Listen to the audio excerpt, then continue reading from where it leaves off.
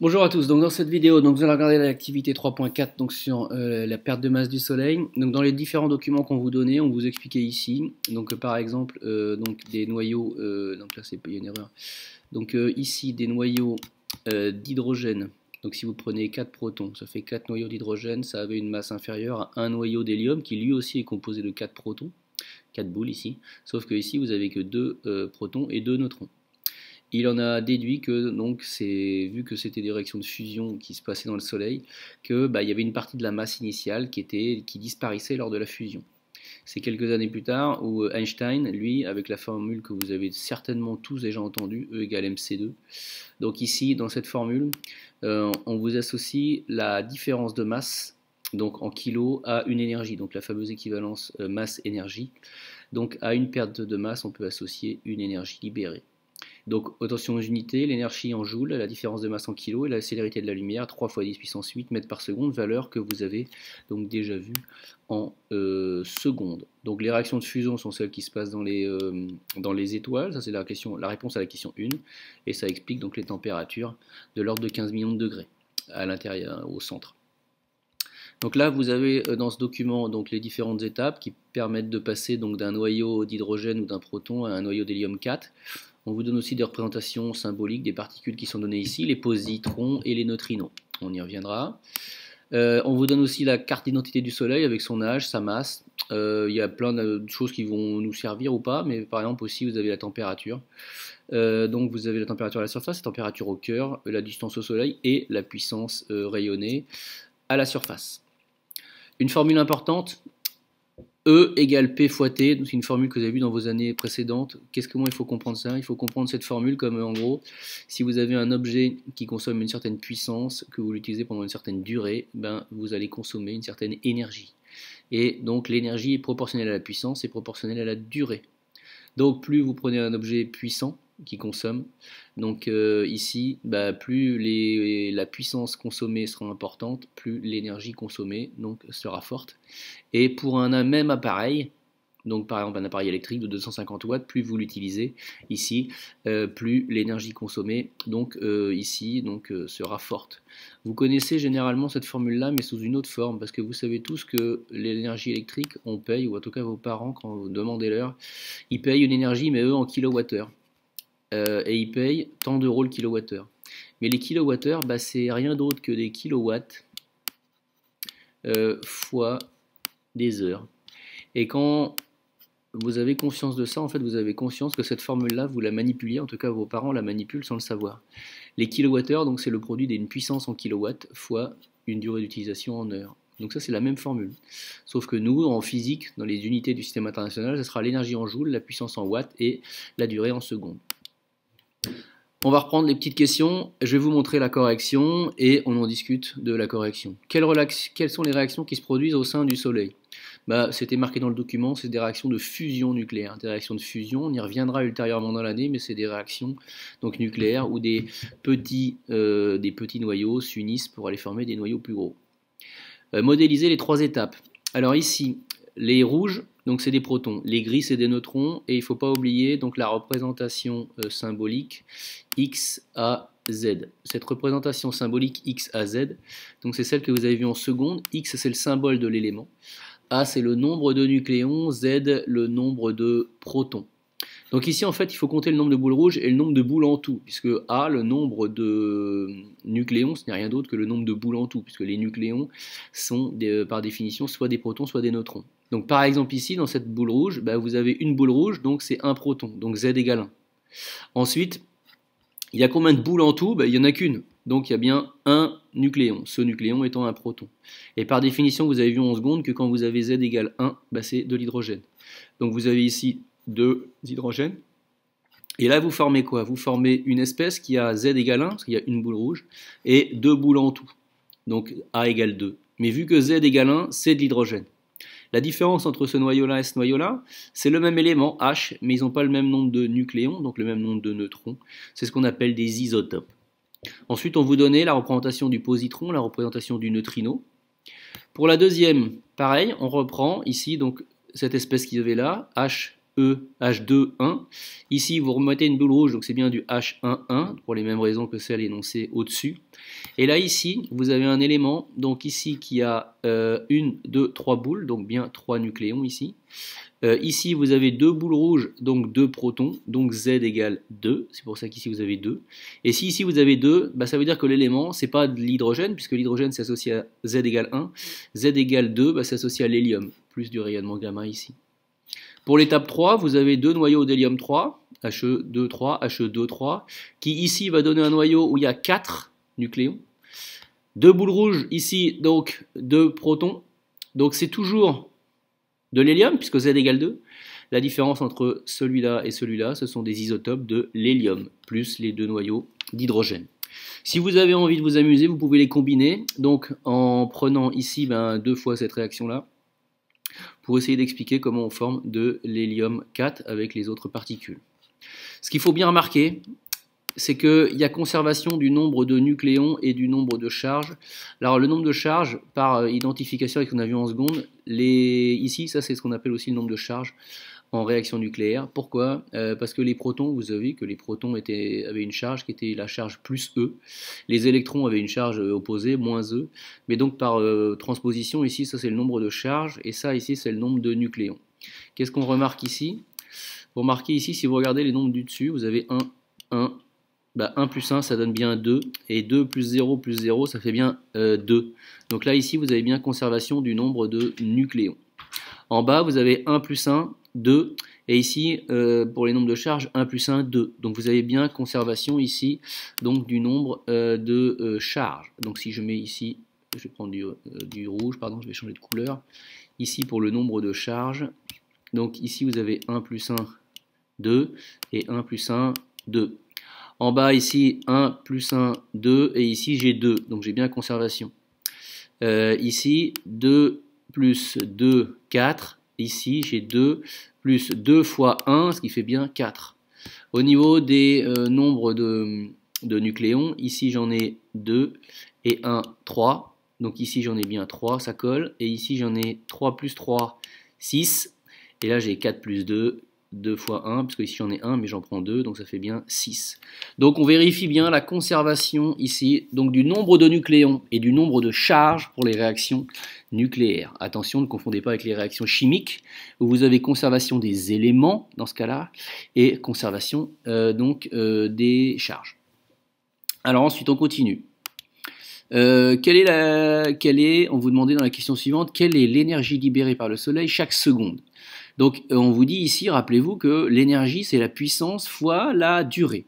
Donc ici, l'énergie libérée par le seconde, l'énergie libérée par le Soleil, ça n'est rien d'autre que la puissance développée par le Soleil en sa surface fois la durée d'utilisation. Si ici on nous dit que c'est chaque seconde, ça veut dire que le fameux T ici, ça sera 1 seconde.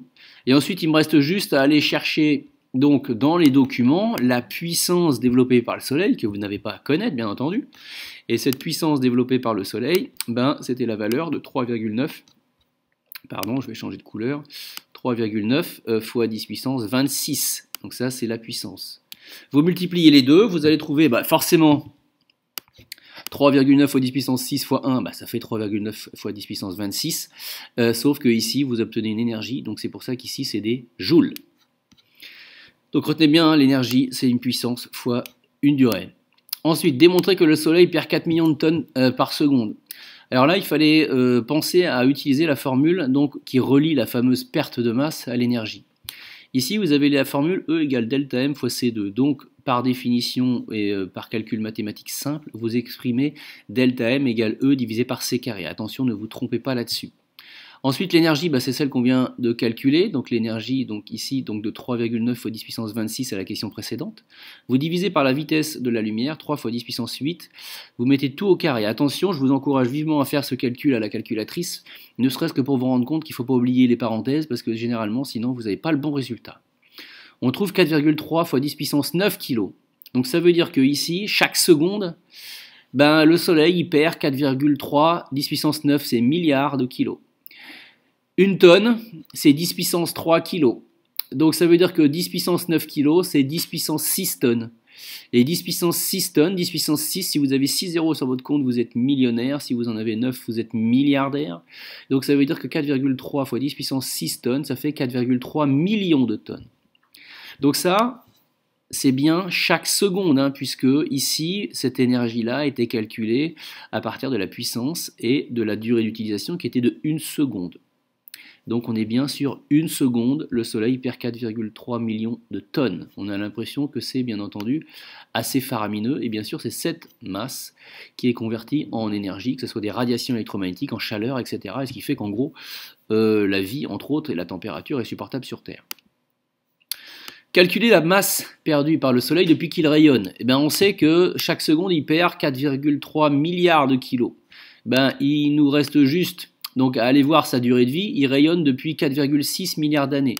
Ça, c'était ce qui était donné, bien entendu, dans un des documents qui était ici.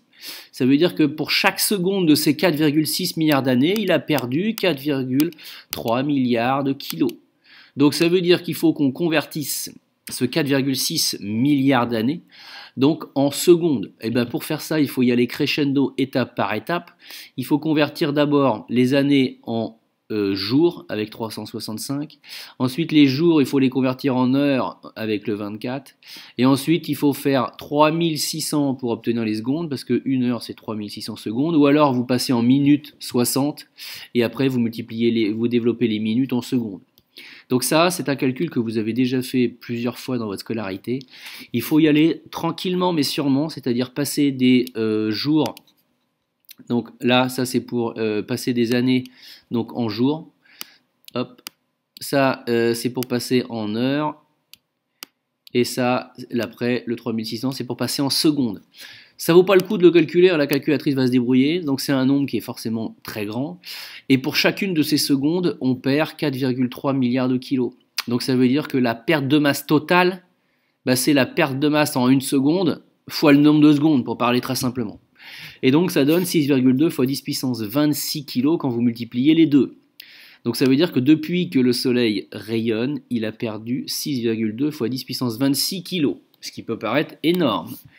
D'où la question suivante, exprimer le résultat en fonction de sa masse actuelle. Sa masse actuelle, c'est donné dans le document, c'est 2 fois 10 puissance 30 kg. Ça veut dire que la fraction de ce qu'il a perdu est donc la fraction, bah, c'est une division entre ce qu'il a perdu sur sa masse totale, je multiplie par 100 pour avoir 1%. Si vous faites ça, vous allez trouver donc la perte de masse totale, 6,2 fois 10 puissance 26 sur 2 fois 10 puissance 30 fois 100, vous allez trouver 0,03%. Donc ça veut dire que bien que le Soleil perde 4,4 millions de tonnes chaque seconde depuis qu'il rayonne, cela ne constitue que 0,03% de sa masse actuelle. Donc c'est pour ça qu'en fait, bien que les pertes de masse soient gigantesques, vu que la masse initiale, elle, l'est encore beaucoup plus, puisqu'on est à 10 puissance 26, là on est à 10 puissance 30, vous imaginez bien qu'il y a 4 en puissance, c'est pour ça que le pourcentage des ratios des deux est faible. Donc c'est important que vous ayez bien ces ordres de grandeur en tête, hein. Le Soleil, bien qu'il perde chaque seconde 4,3, là je me suis peut-être trompé, 4,3 millions de tonnes, vu qu'il rayonne depuis très longtemps, il a perdu effectivement beaucoup de kilos, 6,2 fois 10 puissance 26 kilos, mais comparé à sa masse actuelle, en gros, c'est quasiment rien, 0,03%. La dernière question, on vous disait chaque seconde, 627 millions de tonnes d'hydrogène fusionnent en hélium 4. Alors, ce matin, les élèves avaient du mal à assimiler et confondaient le 627 millions de tonnes d'hydrogène et la différence de masse qui était de 4,3 millions de tonnes. Alors, il faut bien faire attention.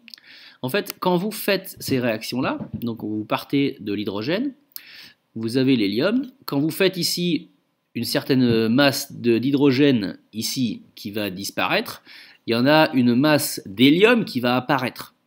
Il faut bien faire attention à ça. Donc si vous avez ici 100 millions de tonnes ici, vous aurez ici, a priori, une variation de masse qui sera pas nulle. Donc comme on l'a vu ici, l'hélium ici, ici, on voit que le noyau d'hélium est plus lourd que 4 noyaux d'hydrogène. Or, dans la réaction de fusion, vous avez 4 noyaux d'hydrogène qui va donner un noyau d'hélium. Donc, ici, si vous partez ici de 100 millions de tonnes, ici, vous aurez plus que 100 millions de tonnes.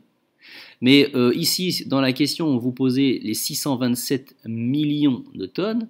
Donc ça, c'est la masse, si vous voulez, de noyaux d'hydrogène. Mais les 627 millions de tonnes vont former de l'hélium. Mais la différence entre la masse d'hélium qui se sera formée et la masse d'hydrogène donc qui aura disparu, ça fait 4,3 millions de tonnes. Donc ne confondez pas les deux. En gros, si vous voulez, j'espère que je suis assez clair, mais en gros, les 627 millions d'hydrogène, eux, ils vont se transformer en une certaine masse d'hélium, et c'est la différence entre ces deux masses qui fait 4,3 millions. Là, on vous dit que chaque seconde, 627 millions de tonnes d'hydrogène fusionnent en hélium 4. Lorsque les étoiles dont les caractéristiques sont analogues à celles du Soleil ont consommé l'équivalent de 10% de leur masse lors des réactions de fusion, elles subissent d'importantes modifications et deviennent donc des géantes rouges, puis après des supernovas, donc elles explosent, pour faire simple. On vous demande d'estimer l'espérance de vie. Donc c'est une question en fait qui doit être comprise comme simple si jamais vous avez compris l'essentiel. En gros, l'essentiel, c'est que chaque seconde ici, 627 millions de tonnes d'hydrogène fusionnent. Et en gros, on vous dit quoi? On vous dit que quand vous avez consommé 10% de la masse lors des réactions de fusion, donc c'est-à-dire qu'en gros, lorsque vous aurez consommé 10% de la masse du Soleil, donc en hydrogène, et que ces 10% de masse vous aurez consommé, donc ça veut dire que dans ce cas-là, le Soleil va commencer sa fin de vie, et vous, votre référentiel, c'est de dire que chaque seconde, 627 millions de tonnes d'hydrogène fusionnent. Donc en gros, il faut que vous alliez voir, donc nous ce qu'on cherche c'est une durée, il faut qu'on aille voir dans ces 10% de la masse du Soleil, combien de fois je peux trouver ces 627 millions. Et quand j'aurai trouvé ça, j'aurai trouvé donc la durée. Donc en fait ce n'est rien d'autre que de la proportionnalité. Donc si chaque seconde 627 millions de tonnes d'hydrogène fusionnent en hélium, 10% de la masse actuelle, ça fait juste 10% de 2 fois 10 puissance 30 qui est la masse actuelle. Donc soit 0,1, soit 10%. C'est comme vous voulez. Ce matin, par exemple, il y en a qui préféraient, au lieu d'écrire 0,1, qui préféraient écrire 10%. Vous écrivez 10%, c'est vraiment pas un problème. Ensuite, quand vous avez ça, vous faites 10% de 2 fois 10 puissance 30. Bon, ça fait 0,2 fois 10 puissance 30 ou 2 fois 10 puissance 29. Donc quand au bout de la durée, il aura consommé cette masse d'hydrogène, il entamera sa fin de vie. Donc cependant, il perd que 627 millions de tonnes donc, par seconde. Donc on fait par proportionnalité. En une seconde, il perd 627. Alors attention, ça c'est pour le million et ça c'est pour convertir les tonnes en kilos, puisque ici j'ai des kilos et dans l'autre ici j'ai des kilos, donc c'est pour ça que je veux tout mettre en kilos. Donc si en une seconde je perds 627 millions 10 puissance 6 tonnes 10 puissance 3 kilos, moi je cherche une durée delta t pour laquelle je vais perdre 0,2 fois 10 puissance 30, c'est-à-dire un dixième ou 10% de sa masse actuelle. On trouve dans ce cas-là, en faisant le produit en croix, généralement ça vous n'avez aucune difficulté à le faire et vous le faites généralement toujours bon. 0,2 fois 10 puissance 30 divisé par 627 fois 10 puissance 6 fois 10 puissance 3, on trouve 3,2 fois 10 puissance 17 secondes. Alors ici, ensuite, pour calculer ça en années, qu'est-ce qu'il faut faire? Pour passer des secondes aux heures, vous divisez par 3600. Ensuite, pour passer des heures aux jours, vous divisez par 24. Encore une fois, ce genre d'étape, il faut y aller doucement mais sûrement. Et quand vous voulez passer des jours aux années, vous divisez par 365. On vous excusera pour les années bissextiles. Ensuite, vous trouvez 1,0 fois 10 puissance 10 années, ce qui fait bien 10 milliards, parce que je vous rappelle que 10 milliards, c'est 10 ou 10 puissance 1 fois 10 puissance 9, donc, et c'est des milliards d'années avec un S, ça sera encore mieux. Donc il est à peu près à la moitié de sa vie, le Soleil, puisque on vous a dit ici dans la carte, si je reprends ici dans l'image, qu'il était à peu près à 4,6 milliards d'années son âge. Donc il est à 10 milliards d'années, donc on est à peu près à la moitié. Donc c'est important que vous retenez ces ordres de grandeur, donc à peu près 5 milliards d'années. Donc la puissance rayonnée, bien entendu, retenez pas, forcément on vous la donnera si on vous donne des exercices, si on vous donne notre étoile. La composition en masse, vous avez vu au collège, et en seconde que donc l'hydrogène, le Soleil est essentiellement constitué d'hydrogène et d'hélium. L'hélium se forme au profit de l'hydrogène. Donc ça, c'est ce que vous avez vu ici dans ces réactions-là. On part de noyaux d'hydrogène et on arrive à de l'hélium. Ce qu'il faut retenir dans cette activité, si j'avais des choses vraiment essentielles, est-ce qu'il faut retenir vraiment les calculs? Ça, ce n'est que des calculs de proportionnalité, une fois que vous avez bien dissocié le sujet. Ce qu'il faut retenir, vraiment, c'est, alors, bien sûr, ces petites équations à équilibrer, mais ça, généralement, une fois que vous avez compris, ça vous avez aucune difficulté à faire des choses assez correctes. Par contre, retenez bien que l'énergie, c'est une puissance fois une durée. Si je vous donne la puissance rayonnée à la surface et que je vous demande dans une certaine durée, il faut que vous puissiez calculer l'énergie libérée. Une fois que vous avez une énergie libérée, vous pouvez associer avec la formule, donc l'énergie libérée, c'est une perte de masse fois le C carré dans les réactions de fusion. Et dans ce cas-là, vous pouvez calculer une perte de masse qui est convertie bien entendu en énergie. Et à partir de là, vous pouvez faire des calculs, mais après, ce n'est que des calculs de proportionnalité.